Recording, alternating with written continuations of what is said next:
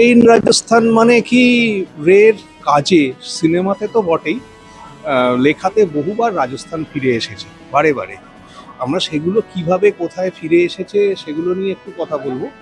তবে আরেকটা জিনিস হলো, রে ইন রাজস্থান বলতে প্রথমেই সোনার কেল্লার কথা বলা হবে, কিন্তু সোনার কেল্লা শুধু নয়, বারে বারে রাজস্থান বিভিন্ন সময়ে বিভিন্নভাবে রের লেখাতে ফিরে এসেছে। যেমন ফেলুদারা কেদার বদ্রী যাচ্ছে, জটায়ুকে একজন জিজ্ঞাসা করেছেন, এক বয়স্ক ভদ্রলোক, আপনার কি হিমালয়ে ঘোড়ায় চড়ার অভিজ্ঞতা আছে? জটায়ু বলছেন, না সেটা নেই, কিন্তু আমি থর মরুভূমিতে উঠে চড়েছি। সেটা কি আপনি করেছেন কখনো? মানে এটা হচ্ছে তার জবাব। মানে রাজস্থান বারবার ফিরে আসছে। তারিণী খুড়োর একটা গল্পে বলা হয়েছিল যে, মানে তারিণী খুড়ো বলছেন যে অ্যাডভেঞ্চার আর রোমান্স এর ঘাঁটি হচ্ছে রাজস্থান। মানে এর থেকে বড় কথা তো আর কিছু নেই। এইভাবে রাজস্থান কিভাবে ফিরে এসছে সেটা আমরা একটু আলোচনা করব। রাজস্থান আসলে, আমি একটা বই লিখেছিলাম কিছুদিন আগে, যেটার নাম হচ্ছে জয়সলমীর, সোনার কেল্লা আর সত্যজিৎ রায়। এবার সেটা করতে গিয়ে সেটা পড়ে আমার বন্ধু সোমেন সেনগুপ্তর মনে হলো যে শুধু তো জয়সলমীর নয়, সত্যজিৎ রায় রাজস্থানটাকেই প্রায় ভুলে ফেলেছেন। রাজস্থানটা ওনাকে মনে হয় যেন, আমাদের মনে হয় যে রাজস্থান ওনাকে হন্ট করে কোনো না কোনোভাবে। সেইভাবেই এসছে এই নামের পেছনে, এই ভাবনাটা ওরাই এনেছে এইভাবে। আমার মনে হয় প্রসেনজিৎ দাশগুপ্ত ইতিমধ্যে বলে দিয়েছেন আমাদের আজকের বিষয়টা কি। আমি একটা কথা বলতে চাই যে বাঙালির ধারণা সত্যজিৎ রায়ের সঙ্গে রাজস্থানের সম্পর্কটা বোধহয় শুধু একটা সিনেমাকে কেন্দ্র করে, ওই সোনার কেল্লা। বাঙালি এটা জানে না, বেশিরভাগ বাঙালি হয়তো জানে না, একটা নয়, সত্যজিৎ রায় 4টে সিনেমা শুটিং করেছিলেন রাজস্থানে। এবং সিনেমা আমি বাদ দিলাম, রাজস্থানের ইতিহাস, রাজস্থানের সঙ্গীত, রাজস্থানের স্থাপত্য, প্রত্যেকটি কিছুর সঙ্গে সত্যজিৎ রায় জীবনের নানা সময়ে নানাভাবে যুক্ত ছিলেন।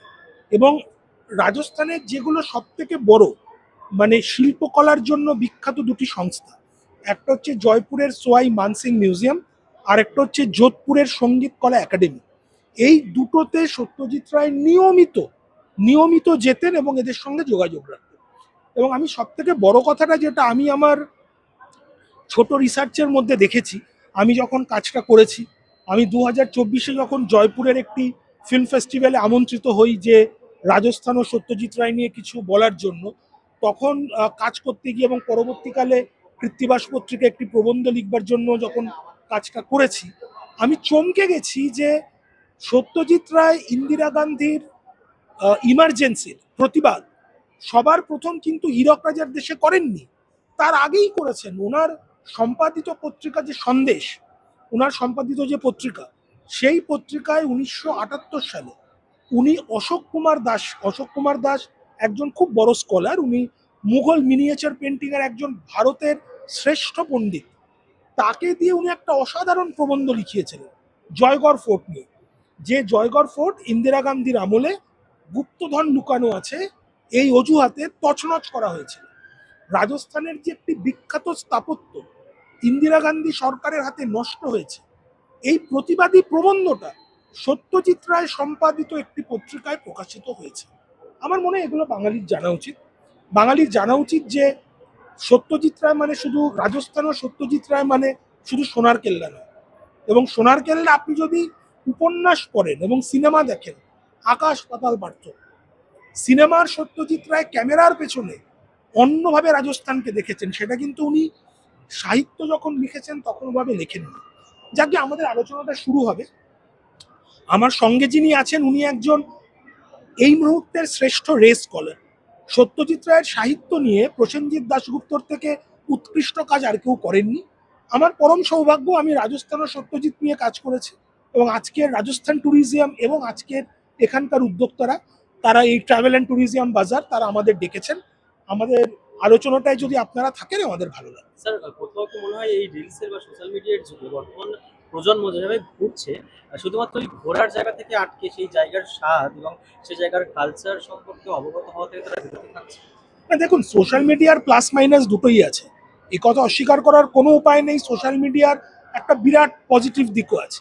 যেটা অসুবিধা হচ্ছে এখন মানুষ এত বেশি কোনো জায়গা যাবার আগে সেই জায়গাটি সম্পর্কে ভিডিও দেখে নিচ্ছে, ফলে প্রথম দেখার যে অনুভূতিটা সেটা কোথায় গিয়ে বোধহয় একটু ধাক্কা খাচ্ছে। আমি যদি কোনোদিন অজান্তা না দেখতাম ভিডিওতে, শুধু ছবিতে দেখতাম, তাহলে প্রথম যদি আমি বোধিসত্ত্বর পেন্টিংটা দেখতাম আমার যে শিহরণটা জাগতো সেটা হয়তো জাগছে না। আবার উল্টোটাও হতে পারে আমরা যারা ছোটবেলা থেকে সোনার কেল্লা দেখেছি, তারা যখন প্রথম মেহেরানগড় ফোর্ট দেখেছি, প্রথম ধরুন নাহারগড় ফোর্ট দেখেছি, প্রথম বিকানিরের দুর্গের ভেতরটা দেখেছি, আমাদের হয়তো আরো বেশি রোমাঞ্চিত মনে হয়েছে। তো এটার দুদিকই আছে, এটাকে একতরফা উত্তর দেওয়াটা মনে হয় ঠিক হবে। স্যার রাজস্থানের একটা বেস্ট প্লেস আছে ফুলধারা বলে একটা গ্রাম আছে, হ্যাঁ, যেটা নিয়ে বহু বিতর্কিত হয়, সেটা হন্টেড প্লেস কি? রাইট। যদি এটা সম্বন্ধে একটু বলেন, মানে obviously বাংলার অডিয়েন্স দেখুন, মজার কথা হচ্ছে সত্যজিৎ রায়ের সোনার কেল্লা উপন্যাসে মুকুলের বাড়ি কিন্তু ছিল কুলধারায়। মুকুলের বাড়ি কিন্তু জয়সালমীরের ফোর্টের ভেতর ছিল না। সত্যজিৎ রায়ের ওই কুলধারা জায়গাটা হচ্ছে একটা পরিত্যক্ত গ্রাম, যে গ্রামটা মনে করা হয় রাতারাতি খালি হয়ে গেছিল। ওটা একটা ভুতুড়ে গ্রাম, যে গ্রামের প্রত্যেকটা বাড়ি খালি এবং প্রত্যেকটা বাড়ি ওভারনাইট খালি হয়ে গেছিল। এবার ওই জায়গাটা সত্যজিৎ রায় কিন্তু তার সিনেমায় দেখাননি। কেন? ওই বাড়ির যে রংগুলো সেগুলো রঙিন ছবির জন্য উপযুক্ত নয়। সত্যজিৎ এত ভালো সাহিত্য এবং সিনেমার পার্থক্য বুঝতেন, উনি কিন্তু সিনেমা যখন করেছেন তখন সোনালী রঙের দেওয়ালওয়ালা দুর্গ দেখিয়েছেন। থ্যাংক ইউ, থ্যাংক ইউ ভালো লাগলো। सर ये हम बेसिकली हम लोग उत्तराखंड से आए हैं, देहरादून से। और इस टाइम पे जो यहाँ पर ये जो मॉल में हमें मौका मिला है, वास्तव में बहुत अच्छी अपॉर्चुनिटी हमको मिली है कि हमारे टूरिज्म को प्रमोट करने के लिए, स्पेशली चारधाम यात्रा को प्रमोट करने के लिए हमें एक बहुत अच्छा प्लेटफॉर्म कोलकाता ने दिया है। और यहाँ की गवर्नमेंट को और यहाँ के जो ऑर्गेनाइजर हैं उनको हम अपनी तरफ से थैंक यू सो मच बोलना चाहेंगे इसके लिए।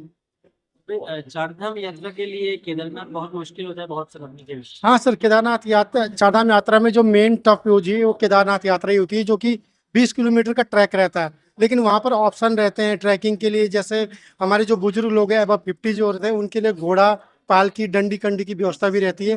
और उत्तराखंड गवर्नमेंट की तरफ से जो है हेलीकॉप्टर की व्यवस्था भी रहती है।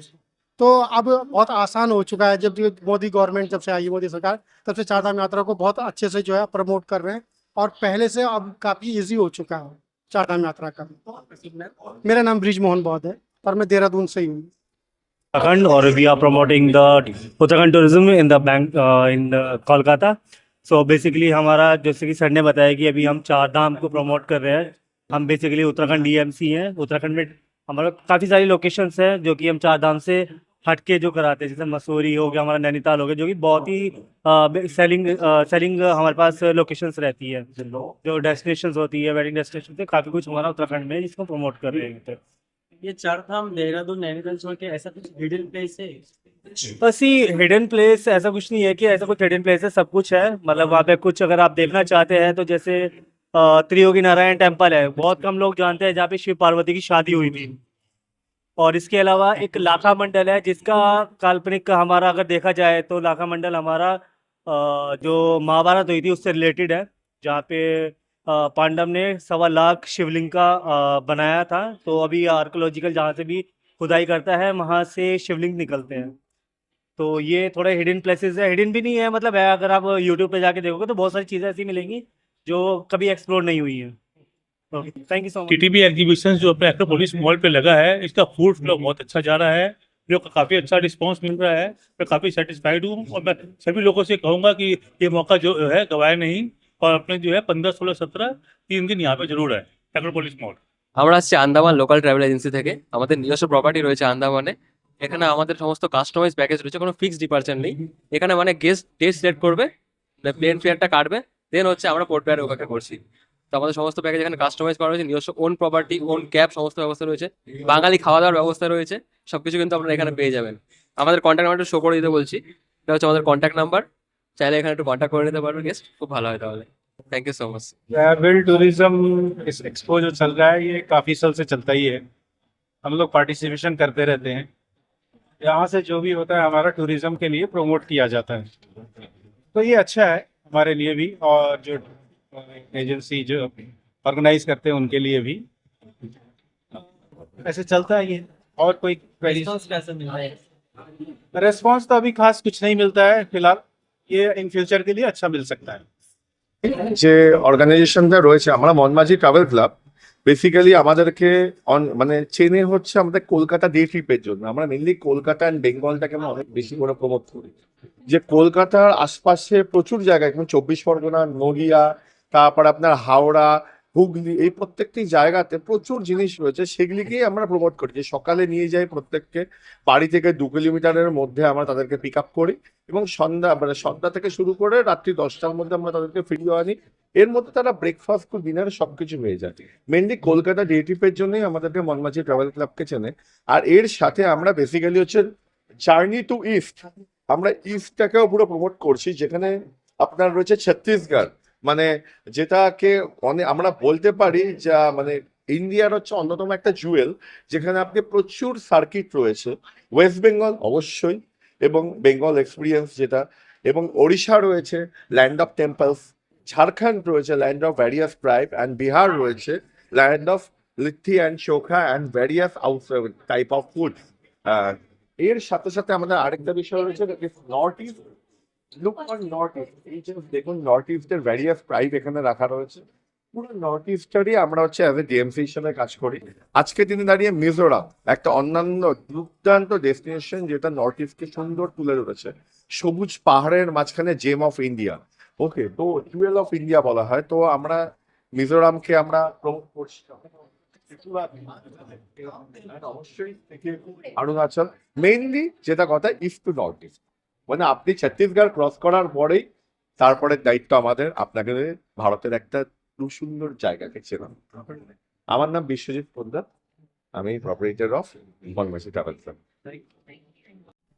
चूंकि आप देखेंगे कि उत्तराखंड एक उभरता हुआ एक राज्य है जहाँ पर बहुत बड़ी संख्या में देश भर के अलग अलग राज्यों से टूरिस्ट आते हैं, जिसमें से वेस्ट बंगाल एक ऐसा राज्य है जहाँ से बहुत बड़ी संख्या में टूरिस्ट आते हैं for trekking, for Vivekananda ji जो उन्होंने वहाँ पर निवास किया उत्तराखंड में अलग अलग स्थानों पर, उसके ट्रेल्स को भी ट्रेवल करने के लिए, और विभिन्न जो भी हमारे 4 धाम है या रिलीजियस टूरिज्म के डेस्टिनेशन है, वो भी यहाँ वेस्ट बंगाल की सिटीजन्स के लिए काफ़ी पॉपुलर डेस्टिनेशन है।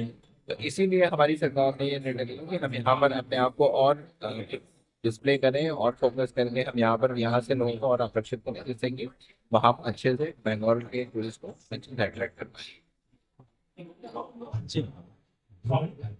ये जो कलकत्ता में आयोजित हो रहा है टूरिज्म बाजार, इसमें जो है मेनली हमारा जो हम उत्तराखंड से आए हैं, उत्तराखंड में जो है हमारे वेस्ट बंगाल से काफ़ी पर्यटक साल भर आते हैं वहाँ पर। दुर्गा पूजा के टाइम पर भी आते हैं। हमारे पास वहाँ पर विवेकानंद सर्किट है, 4 धाम यात्रा है, आदि कैलाश है, ऊंट पर्वत है, और इसके अलावा कई हमारे पास डेस्टिनेशन है उधर पर्यटक के, तो काफ़ी पर्यटक वहाँ पर आते हैं। उसी को बढ़ाने के लिए भी हम वर्तमान में यहाँ पर हमारा एक कैंप चल रहा है। आपका सब नाम? तीर्थ चनारी, जिला पर्यटन विकास अधिकारी, उत्तराखंड पर्यटन थोड़ा।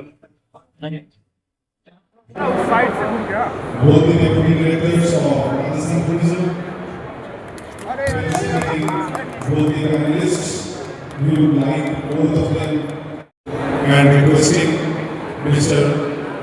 Shengupto and Mr. Dasgupto to begin the discussion. এটা একটা দুর্দান্ত opportunity, and I think for the first time in history of Bengal, in a tourism fair, an initiative has been taken to outline a relation between Rajasthan, the most favorite tourism destination of Bengalis. এ নিয়ে কোনো doubt আছে? বাঙালির সব থেকে প্রিয় ডেস্টিনেশনের মধ্যে রাজস্থান পড়ে না পড়ে, right? Yes. when we plan for a holiday within India, তো আমি অত্যন্ত আনন্দিত যে আজকের এখানে এরকম একটা বিষয় নিয়ে কথা বলার জন্য we are having a man, a scholar